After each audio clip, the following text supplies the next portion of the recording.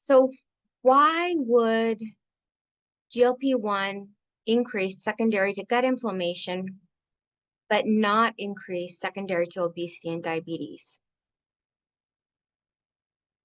So I'm wondering if it doesn't increase because maybe it can't. In a normal environment, GLP-1 increases to reduce M1 polarization, like you see in diabetes and obesity, because it wants to promote M2 and a move away from inflammation. But maybe there's some reason that it can't do that with obesity and diabetes. So what is the difference in the M2 and M1 macrophages? The Just like the microbiome, our microbiome actually eats food. And so if we don't feed it, those particular microorganisms that are not being fed will die back. If we feed it too much, then there will be overgrowth of other microorganisms. The macrophages are the same. They need to produce energy, and they need substrates for that. So like M2 macrophage, they rely on fatty acid oxidation to produce energy. M2 is the anti-inflammatory macrophage. M1 macrophage, pro-inflammatory, uses glycolysis for energy production. Inhibition of oxidation promotes M1 macrophages. What inhibits oxidation and promotes M1 macrophages?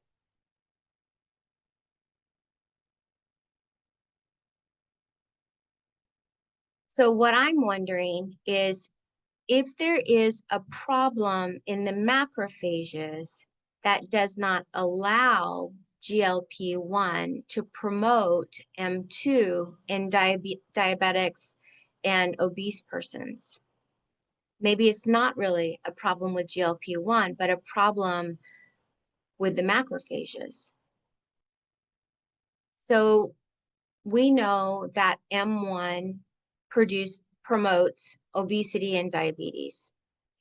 This occurs because fatty acid oxidation is inhibited, and that leads to fewer M2 or anti-inflammatory macrophages and increased M1 pro-inflammatory macrophages. When you have an increased M1, that promotes obesity. When you have an increased M1, that impairs insulin signaling. Impaired insulin signaling leads to diabetes. Obesity and diabetes then lead to a low GLP-1. One of the things that is of interest, I think, and maybe also lends support to investigating this question is that after stopping GLP-1 receptor agonists, there is no increase in endogenous GLP-1. People regain weight. There's a return to insulin resistance and also diabetes itself. There's a return to M1 dominance and a return to fatty acid oxidation inhibition.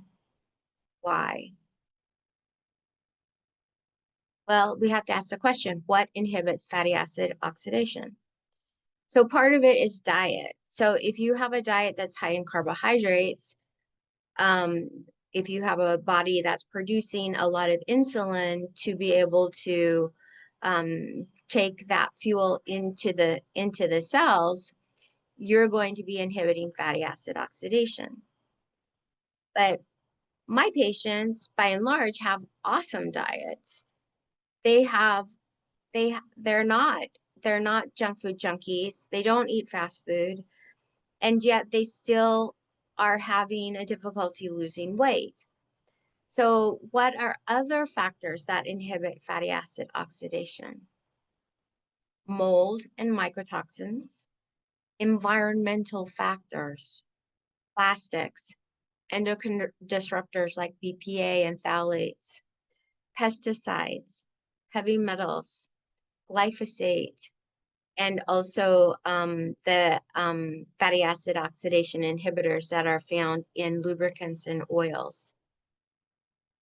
These are environmental factors that will impair our body's ability to go into an anti-inflammatory state, and that will propel us into a continuous inflamed state dominated by M1 macrophages. So what if the problem with obesity and diabetes is not that you're pigging out because you're low on GLP-1? That's a problem that could be controlled by a drug. But what if that's not the real problem? What if the real problem is the environment we live in? Something that a drug can't change, something we have to change through policy and practice. So if there is a environmental toxin that is promoting inflammation and M1 dominance, then what we want to do is test for those environmental toxic exposures. So one test that's extremely comprehensive and awesome is by Mosaic Labs. It's called EnviroTox Complete Plus Metals, and it will look at the mycotoxins, all of the different environmental toxins, glyphosates, heavy metals, and then the organic acids test also look at the actual